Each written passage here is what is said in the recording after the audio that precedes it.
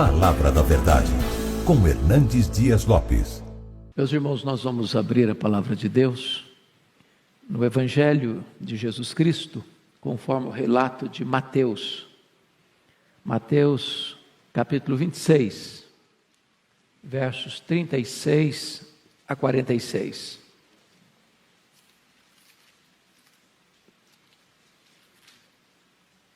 Mateus 26, 36 a 46. Jesus no Getsêmani. Está escrito: em seguida foi Jesus com eles a um lugar chamado Getsêmani e disse a seus discípulos: assentai-vos aqui enquanto eu vou ali orar.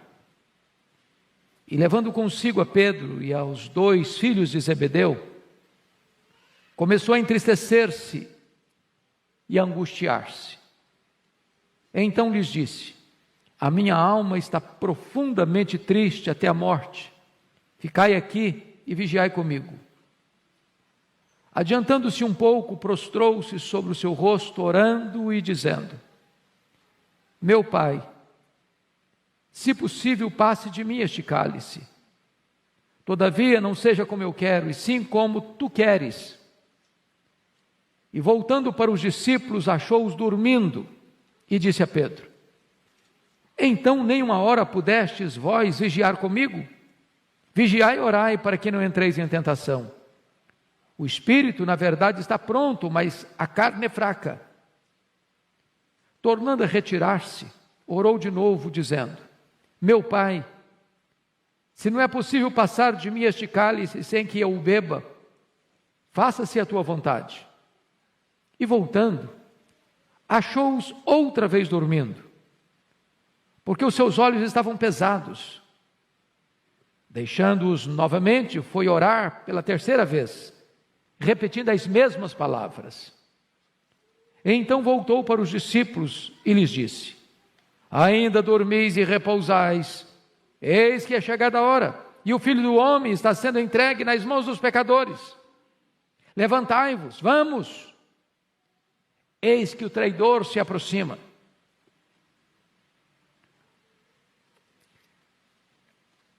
Meus amados irmãos, na terça-feira da chamada Semana da Paixão, somos informados pelo evangelista Marcos que os principais sacerdotes e os escribas tramavam a prisão de Jesus, a traição, com o propósito de matá-lo depois da festa da Páscoa. Muito provavelmente, foi nesta terça-feira que Jesus se reúne com os seus discípulos, a convite de Simão, o leproso, em sua casa, para um banquete, onde Maria, irmã de Marta e Lázaro, unge a sua cabeça e unge-o preparando-o para a sepultura. É provável que seja nessa terça-feira que, frustrado com o fato de Maria ter derramado aquele perfume caro sobre a cabeça de Jesus, avaliado em mais de 300 denários, e ele era ladrão e queria embolsar esse dinheiro, e que ele saiu dali, de Betânia, para ir a Jerusalém vender Jesus para o Sinédrio, para os membros principais do Sinédrio.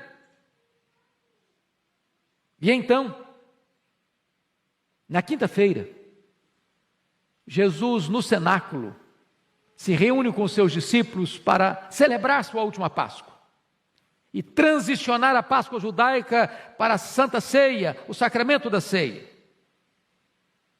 E ali Jesus Cristo ensinou as lições mais preciosas para os seus discípulos. Falou para eles do céu, falou para eles da segunda vinda, falou para eles do derramamento do Espírito Santo, prometeu a eles a sua paz.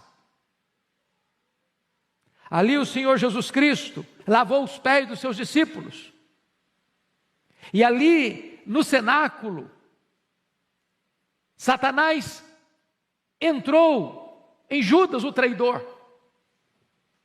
Depois de inaugurar a nova aliança em seu sangue, instituindo a ceia, Jesus cantou um hino e saiu com seus discípulos naquela noite fatídica, quando o sinédrio tramava a sua morte, quando os bastidores eclesiásticos já conspiravam contra Jesus. Também Jesus alerta Pedro que naquela noite Pedro negaria. E então eles saem do Monte Sião, do cenáculo, descem as encostas, atravessam o Vale do Cedron e penetram no jardim do Getsêmani, lugar conhecido e costumeiro onde Jesus orava. Aquele local tinha ali oliveiras, ali também tinha prensa de azeite, as azeitonas eram esmagadas. E diz a Escritura que quando Jesus entra nesse jardim para a oração, ele deixa 8 dos seus discípulos para trás e chama Pedro, Tiago e João, diz: vem comigo. E aí ele abre o coração para eles. E aí ele admite para eles a sua angústia, a sua dor, a sua tristeza. E ali Jesus passa por aquilo que nós chamamos do vale mais profundo da dor e do sofrimento, seu Getsêmani. À guisa ainda de introdução, eu quero dizer a você que, embora usemos esse texto para retratar o vale da nossa dor, o Getsêmani foi único na vida de Jesus. Nenhum ser humano jamais terá condições sequer de entender plenamente o que Jesus enfrentou no Getsêmani. Nenhum ser humano jamais vai enfrentar a dor e o sofrimento que Jesus suportou no Getsêmani. Por mais atroz que seja a dor, pois por mais amarga que seja a angústia, por mais dolorosa e prolongada que seja a experiência de sofrimento que você venha passar, jamais você e eu saberemos o que foi o sofrimento de Jesus. Porque ali não foi apenas um sofrimento físico. Ele estava sendo preparado ali certamente para enfrentar a cruz. Ele sabia dos pregos que haveriam de rasgar as suas mãos, que haveriam de cravar os seus pés. Ele sabia também o sofrimento emocional de ser cuspido pelos homens. Ele sendo o Criador, o Rei da Glória, o Deus bendito eternamente. Ele sabia do seu sofrimento moral de ser crucificado entre 2 ladrões e salteadores, como um criminoso. Mas certamente a dor mais aguda, a dor mais terrível e amarga, que ele chamou de um cálice, passe de mim este cálice, foi a sua dor espiritual.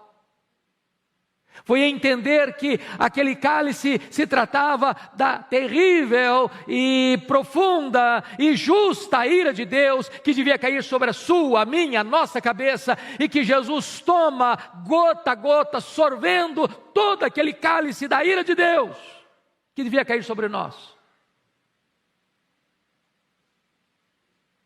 Pois bem, amados,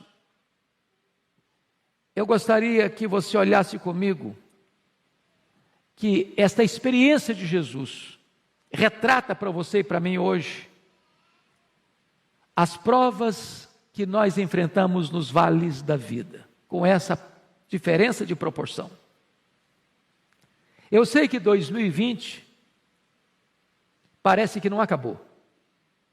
Nós só mudamos o calendário, mas a luta continua, da mesma natureza, com as mesmas preocupações, talvez com reverberações ainda mais densas e pesadas. Eu não sei a história de cada um, mas quando você caminha no meio de uma multidão e às vezes olha aquela multidão passando, indo, vindo, passando, indo e desaparecendo das suas vistas, cada pessoa esconde uma história de dor. Seja um jovem, seja um homem maduro, uma mulher madura, seja uma pessoa de cabelos brancos, ou já com a sua face sulcada de rugas. Há uma dor que lateja, que pulsa. Eu não sei quais são as provas, eu não sei quais são suas dores, eu não sei quais são os seus dramas, eu não sei quais são as suas lutas, eu não sei quais são os seus vales, eu não sei qual é o seu Getsêmani.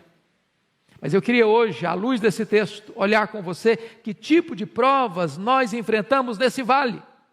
Primeiramente, olha comigo o verso 38. Enfrentamos a tristeza e a angústia.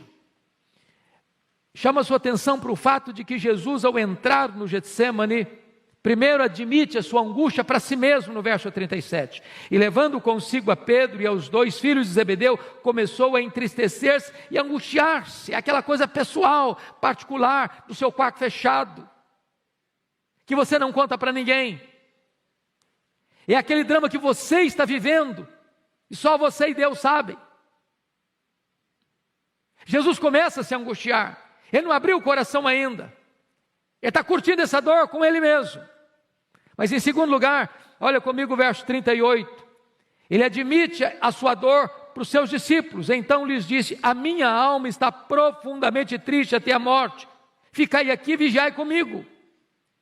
Agora ele conta essa dor não para a multidão, não para os 11 discípulos, porque Judas não está mais. Ele conta esta dor, essa angústia para os 3 mais próximos, Pedro, Tiago e João. Há determinados sofrimentos na nossa vida, irmãos, tão profundos, tão agônicos, tão amargos, que você não tem coragem de contar para os seus colegas. Você só conta para a gente da sua intimidade. Mas notem comigo, no verso 39, Jesus mostra agora esta angústia para o Pai. Adiantando-se um pouco, prostrou-se sobre o seu rosto, orando e dizendo: meu Pai, se possível passe de mim este cálice, todavia não seja como eu quero, e sim como tu queres. Agora ele coloca essa angústia diante do Pai. Ele enfrenta com ele mesmo, conta para os seus discípulos mais próximos, e agora conta para o Pai. Meus amados irmãos, Jesus passou tristezas no seu ministério. Ele ficou triste e chorou com a morte de Lázaro. Ele se entristeceu e chorou quando ele entrou em Jerusalém. Mas agora Jesus está revelando a sua humanidade e evidenciando a sua tristeza no seu Getsêmani. Ele começa a se entristecer. Ele confessa a sua tristeza. Ele chama e clama: se possível passe de mim esse cálice. Ele ora 3 vezes para que isso aconteça. Então eu quero afirmar a você que está aqui hoje, talvez passando por lutas na sua vida, na sua casa, que a tristeza e o sofrimento e a angústia não é uma coisa estranha à vida cristã. Mas talvez você pergunte: por que Jesus estava angustiado? Qual era a causa? Será que era a consciência de que de fato Judas haveria de entregá-lo? Será que era o conhecimento que ele já tinha alertado que Pedro havia de negá-lo? Será que era a realidade que ele mesmo havia dito aos seus discípulos: nesta noite todos vós vos escandalizareis comigo, como está escrito, ferirei o pastor e as ovelhas ficaram dispersas e os seus discípulos o abandonariam? Será que era a consciência prévia de que ele seria preso, porque aquela era a hora das trevas, e o sinédrio, com a sua orquestração, haveria de botar a mão nele e contratar testemunhas falsas para acusá-lo, e cuspir nele e espancá-lo? Será que era a consciência que ele tinha de que ele seria condenado pelo governador romano e ser crucificado, com todas as implicações atrozes dessa execução? E certamente, amados irmãos, não obstante ter o aspecto temporal desse sofrimento, físico desse sofrimento, moral desse sofrimento, o sofrimento de Jesus é eminentemente espiritual. É a certeza de que ali na cruz ele haveria de dar um grito de desespero: Deus meu, por que me desamparaste? Por que o pai desamparou o seu próprio filho na cruz? Descuido? Desamor? Falta de solidariedade? Talvez esteja aqui, irmãos, o maior mistério do quanto Deus nos amou. Quando o apóstolo Paulo, entendendo isso, vai escrever: aquele que não poupou a seu próprio filho, antes por todos nós o entregou. Entregou a quê? A morte de cruz. Quando Jesus Cristo se coloca no seu lugar e oferece o seu peito para suportar a espada da lei. Quando a condenação que haveria de vir sobre a sua vida, ele recebe sobre ele mesmo, porque diz a Escritura que ele foi carregando sobre o seu corpo, no madeiro, os nossos pecados, e naquele momento ele foi feito pecado por nós. Não havia beleza nele. Ele foi feito maldição em nosso lugar. O sol escondeu o rosto dele, o pai escondeu o rosto dele, e ele tem completo entendimento do que significa isso: ser apartado do pai, ser separado do pai, e então o pai pune nele o pecado que deveria punir em mim, e então ele bebe este cálice amargo do juízo de Deus, que devia cair sobre a minha cabeça. É por isso que ele está angustiado. Quantas vezes, neste grau humano, você e eu também temos que passar pelo Getsemane da dor, da tristeza, da angústia. E há um momento em que você compartilha com muitos, há um momento que você compartilha com os amigos mais próximos, mas há um momento que você só pode compartilhar com Deus. Mas em segundo lugar, irmãos, Jesus enfrenta, e nós enfrentamos também, o Getsemane, ou o vale da solidão. A solidão. Diz a Escritura lá em João 6:66, que muita gente já havia abandonado Jesus por causa do seu discurso. Agora em Mateus 26:56, Jesus alerta que os seus próprios discípulos haveriam de abandoná-lo. Mas pior do que tudo isso, foi Jesus suportar o abandono do próprio Pai. Deus meu, por que me abandonaste? Muitas coisas Jesus disse às multidões que o acompanhavam. Outras coisas Jesus disse para os 70. Outras coisas Jesus disse para os 12. Outras coisas ele disse só para os 3 mais achegados. Mas na hora da sua luta mais profunda, quando ele suava sangue, ele estava literalmente sozinho. Você sabe disso.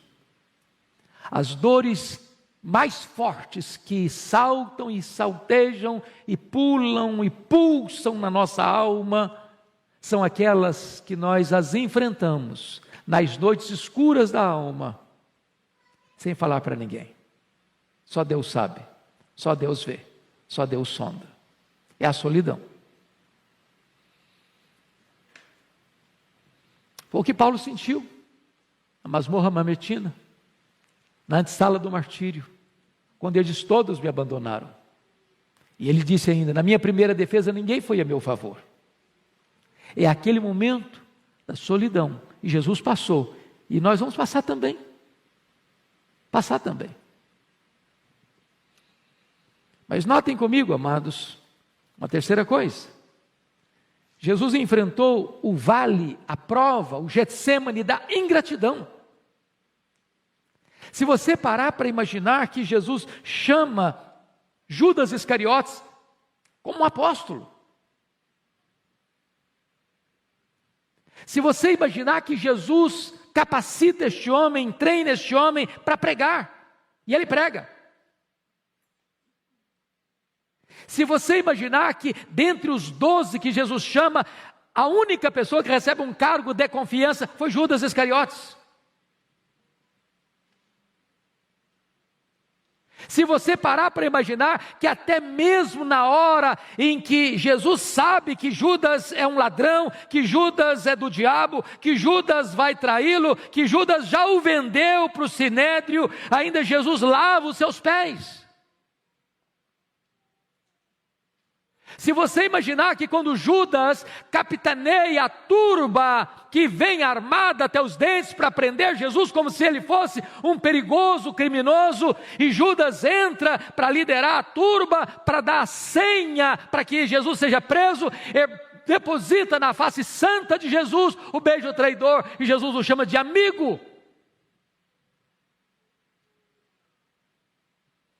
Se você imaginar que Pedro, que garantiu a Jesus que ainda que todos o abandonassem, ele jamais, porque estava pronto a ir com ele para a prisão e para a morte, e Pedro vai negá-lo covardemente. Se você parar para imaginar que todos os outros disseram, não, nós estamos prontos a ir contigo também para a prisão e para a morte, e todos fugiram acovardados. O que Jesus está enfrentando aqui é o drama da ingratidão. Ingratidão. E sabe, amados, talvez das dores da alma, uma das mais profundas, é quando as pessoas em quem você investiu, viram as costas para você, ou apunhalam você pelas costas, nas horas mais cruciais da sua vida. É o que Jesus está enfrentando, e que talvez nós um dia enfrentaremos. Mas a questão básica que eu quero destacar não é nem as provas, mas é como vencer essas provas. Como Jesus venceu essas provas? Primeiramente, através da oração. E sabe, Jesus deixou isso claro para os seus discípulos. Jesus tinha consciência daquela hora. Os discípulos deviam ter consciência dessa hora, porque saber que nos bastidores a coisa estava densa, eles sabiam. E Jesus os alertou, vigiai e orai, para que não entreis em tentação. E Jesus então, diz a Escritura, ele vai orar. E quando Jesus vai orar, ele tem 5 aspectos muito claros da sua oração. Primeiro, olhem comigo, amados irmãos, por gentileza. Jesus ora com humilhação. Pensa comigo nisso. Eu, quando leio esse texto, eu fico com o coração compungido, porque Jesus é o Rei da Glória, Ele é o Criador do universo. E diz a Bíblia que Ele se prostra, com o rosto no chão. E Hebreus 5,7 nos faz entender melhor. Ele ofereceu clamores ao que podia libertá-lo da morte, com forte clamor e lágrimas. Jesus não está só orando, não, Ele está chorando. Ele não está só orando e chorando, não, Ele está prostrado. Ele não está apenas orando, chorando e prostrado, não, Ele está com o rosto no chão. O Rei da Glória está orando de forma a prostrar-se, com o rosto em terra. Mas em segundo lugar, irmãos, a oração de Jesus não foi só uma oração de humilhação, foi também de intensidade. Porque se você olha o relato de Lucas, Lucas disse que no segundo período de oração, foram 3, a agonia dele, aliás, na segunda período da oração, o anjo veio para consolá-lo, mas o anjo não veio para consolá-lo no sentido de livrá-lo da batalha, mas de fortalecê-lo para a batalha mais renhida ainda. Porque no terceiro período, ele já não chora só mais não, agora ele sua sangue, agora ele molha o chão não só com as suas lágrimas, mas também com o seu sangue. Numa oração intensa. Mas em terceiro lugar, a oração de Jesus foi perseverante. Ele orou 1, ele orou 2, ele orou 3 vezes. E Mateus nos informa que ele orou não apenas 3 vezes, mas ele repetiu as mesmas palavras. Que palavras? Pai, se possível, passe de mim este cálice. Pai, se possível, passe de mim este cálice. Mas talvez quando você lê, é uma frase. É uma frase. Mas o primeiro período de oração de Jesus durou pelo menos 1 hora, porque a queixa de Jesus com Pedro foi essa: nem 1 hora pudeste vigiar, nem 1 hora. Eu não sei se você tem o hábito de orar, mas se você não tem, experimente dobrar os seus joelhos e orar 1 hora ininterruptamente. Sabe o que vai acontecer? Você não vai ter assunto. Não vai ter.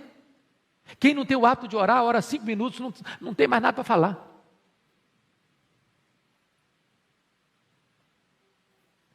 Essa frase de Jesus é apenas a síntese do que ele orou, mas foi um derramar da alma, com lágrimas e com sangue, horas a fio. Mas mais do que perseverança, irmãos, ele orou também com vigilância, porque ele alerta os discípulos a orar e vigiai, para que não entreis em tentação. O espírito está pronto, mas a carne é fraca. Por isso eles dormiram na batalha, por isso Pedro negou Jesus, por isso os discípulos fugiram, por isso Pedro reagiu na carne e cortou a orelha de Malco. E sabe, irmãos, nós não estamos preparados para enfrentar a tentação, nem a perseguição do mundo, a não ser que nós oremos. Nós estamos vivendo um tempo difícil, um tempo em que o mundo está completamente rebelado contra Deus, um tempo em que a cristofobia está apertando os cerco em todos os lugares do mundo praticamente, e se a igreja não orar, se a igreja não entender que nós estamos numa batalha espiritual, se a igreja não estiver atenta para enfrentar essa batalha, não com armas carnais, mas com armas poderosas em Deus, nós dormiremos na batalha e nós nos acovardaremos. Mas mais do que isso, irmãos, Jesus orou com submissão. Não seja feita a minha vontade, Pai, mas a tua vontade. Quando os nossos primeiros pais lá no Éden quiseram fazer a vontade deles, não a vontade do Pai, a raça humana caiu. Mas quando Jesus disse, não seja a minha vontade, mas a tua vontade, e submeteu à vontade eterna do Pai, então os pecadores podem ser redimidos, e redimidos pelo sangue do Cordeiro.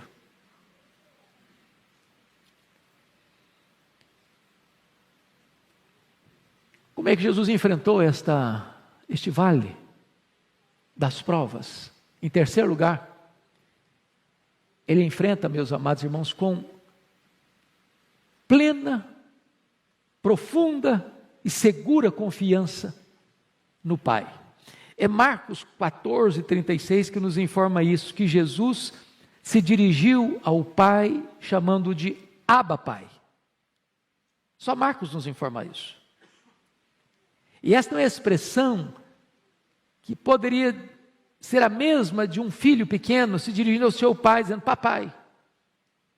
Naquela confiança segura, plena, no descanso, de que o pai está no controle, de que o pai sabe o que faz, de que o pai não vai desamparar, que o pai não vai deixá-lo só. Tem horas, irmãos queridos, que esta confiança em Deus é que nos dá a vitória nas provas da vida. É você saber que você pode estar fraco, você não tem força em você mesmo, mas você diz, Abba Pai, Paizinho, eu sei que Tu me conheces, eu sei que Tu me amas, eu sei que o Teu plano é perfeito, eu sei que Tu estás comigo, eu sei que Tu não vais me desamparar, eu sei que Tu vais me restaurar, eu sei que Tu vais me dar força, e então você diz, Abba Pai, confiança, segurança. Mas em terceiro lugar, irmãos, Jesus enfrenta este vale da prova buscando solidariedade. Preste bem atenção nisso. Jesus era perfeitamente Deus, Jesus era perfeitamente homem. Quanto Deus, ele não precisa da solidariedade humana, ele é Deus, autossuficiente, onipotente, todo-poderoso. Ele chegou a dizer para Pedro, quando sacou a espada para decepar a orelha de Malco, guarda essa espada, se eu precisasse de ajuda eu rogaria ao Pai, Ele me mandaria aqui mais de 12 legiões de anjos, mais de 72 mil anjos. Mas conquanto o homem, expressando a sua completa natureza humana, ele pediu solidariedade, ficai comigo, vigiai comigo. Há momentos, irmãos, que nós enfrentamos lutas também. E nestas horas nós precisamos ter a coragem de fazer o que Jesus fez. Fica comigo. Vigia comigo. Eu preciso de você. Preciso da sua companhia. Preciso da sua presença. Foi o que Paulo fez com Timóteo. Ô Timóteo, procura vir ter comigo depressa. Eu preciso de um ombro amigo. Eu preciso de alguém do meu lado. Venha rápido, venha no inverno. Quando você vier, traz o Marcos com você. Eu preciso de gente do meu lado. Quem são os seus amigos? Para quem você pode dar um telefonema e dizer, venha para cá? Com quem você tem liberdade de dizer, olha, eu preciso que você venha não só orar por mim, mas venha orar comigo.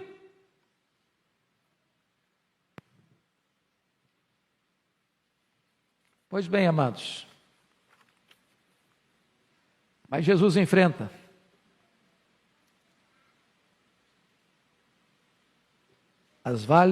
o vale da prova e da dor através da sua coragem. Porque notem comigo, verso 46, Jesus diz para os seus discípulos, levantai-vos, vamos, eis que o traidor se aproxima. Ele não ora para fugir, ele ora para enfrentar. Oração não é método de fuga, oração é capacitação de enfrentamento. E é João que escreve sobre o Getsêmani numa outra perspectiva. João não aborda os dramas de Jesus no Getsêmani. O relato de João é para mostrar a vitória de Jesus.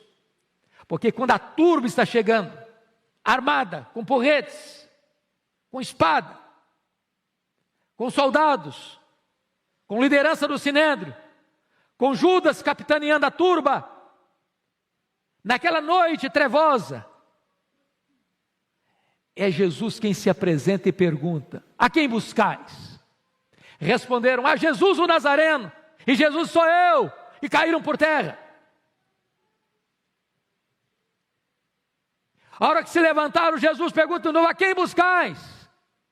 A Jesus o Nazareno, pois sou eu. Em outras palavras, meus irmãos, quando Jesus se levanta do seu terceiro período de oração, não tem mais angústia. Não tem mais choro, não tem mais sangue sendo derramado no chão de suor, tem coragem, tem determinação, tem preparo, tem enfrentamento. Você não vai notar nenhuma palavra de Jesus mais de angústia. Ele vai ser cuspido, ele vai ser esbordoado no sinédrio, ele vai ser condenado e açoitado no pretório romano, ele vai carregar um lenho maldito sobre as ruas de Jerusalém, ele vai ser crucificado. Não tem uma palavra sequer onde ele demonstra a sua tristeza. Sofrimento sim, tenho sede, mas triunfo, vitória, segurança, vitória e determinação. E ele encerra dizendo, está consumado, Pai, nas tuas mãos eu entrego o meu espírito. Amados irmãos, é muito importante você entender isso, que nós precisamos de orar para termos coragem, coragem. Eu li há pouco tempo uma frase muito curiosa, são esse tipo de sabedoria popular, na carroceria, na traseira de um caminhão, no paralama de um caminhão.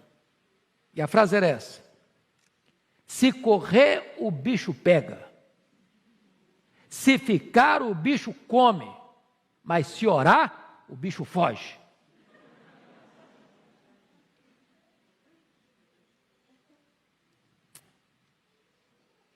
É preciso de orar, queridos.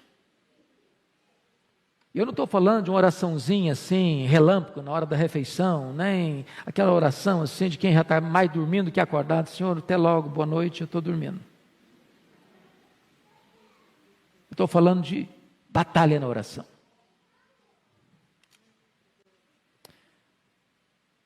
Louvado seja Deus, o Senhor Jesus, conforme Lucas 22, 43, recebe também o consolo do Pai. Vem um anjo para consolá-lo.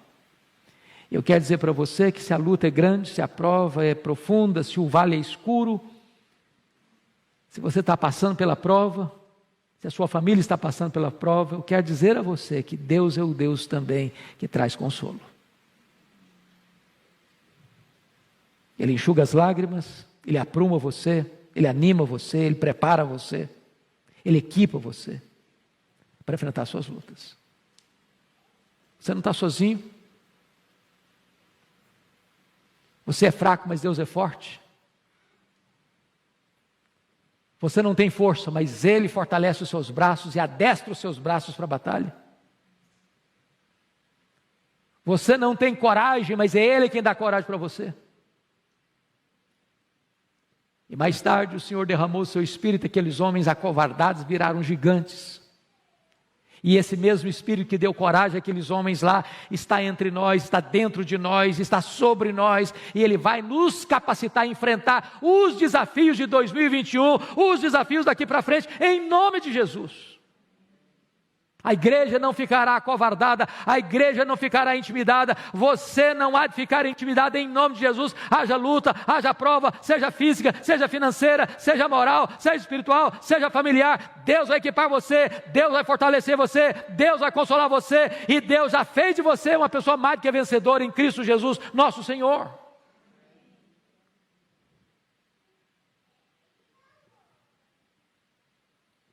Eu quero concluir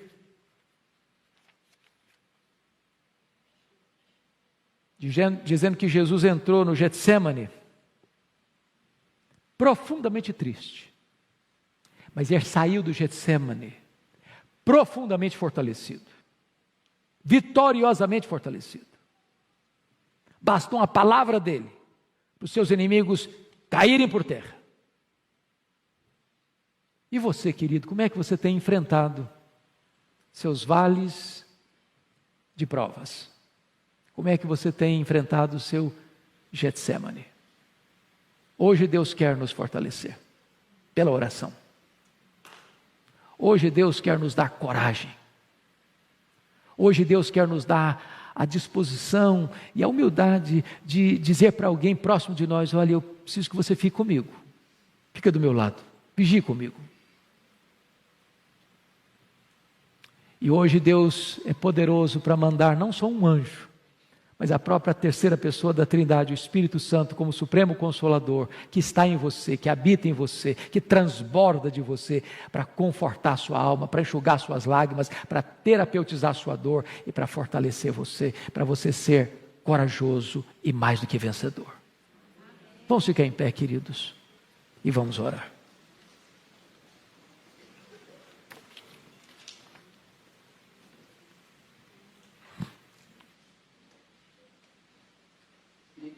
E por um instante os seus olhos e trouxesse à sua mente, à sua memória, quais são as lutas que você e a sua família estão enfrentando neste começo de ano. Quais são seus temores? O que é que tem preocupado você, tirado o seu sono?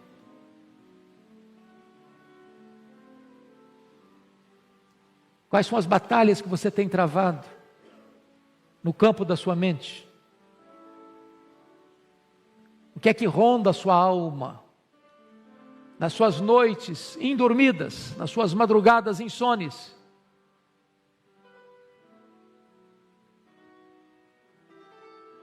Muito embora nós jamais enfrentaremos um Getsêmani com a mesma natureza daquele que Jesus enfrentou, nós também passamos pelos nossos vales. E como Jesus enfrentou, seus princípios são os mesmos para nos dar vitória. E hoje eu gostaria que você saísse daqui, meu amado irmão, não como alguém acovardado, não como alguém com medo, não como alguém que está anteriormente já derrotado pelas circunstâncias, mas entender uma coisa: o Abba Pai, o seu Pai, está no controle. Ele ama você, Ele cuida de você, Ele sabe o que você está passando, e Ele é poderoso para consolar você e dar vitória a você nessas lutas e nessas provas. Senhor Deus, em nome de Jesus, nós oramos para que Tu tragas consolo para a nossa alma, força, ânimo para o nosso coração. Tu bem conheces as lutas que cada pessoa aqui vive e passa. Aquelas, Deus, que muitas vezes nem sequer são compartilhadas com um amigo mais próximo, mas Tu conheces. Em nome de Jesus, segura firme na nossa mão. Adestra as nossas mãos para a batalha, Senhor. Fortalece a tua igreja. Anima a tua igreja. Ensina-nos, Deus, a orar. Orar e orar. Ensina-nos, Deus, a termos vitórias na oração. Para que ao entrarmos no nosso Getsemane, embora tristes e abatidos, saiamos dele, Senhor, encorajados e vitoriosos. Abençoa a tua igreja, abençoa o teu povo, aqueles que estão nos acompanhando, Deus, nos diversos lugares do mundo, onde cada um estiver, põe a tua mão de graça, de poder e de restauração. É a nossa oração em nome de Jesus. Amém.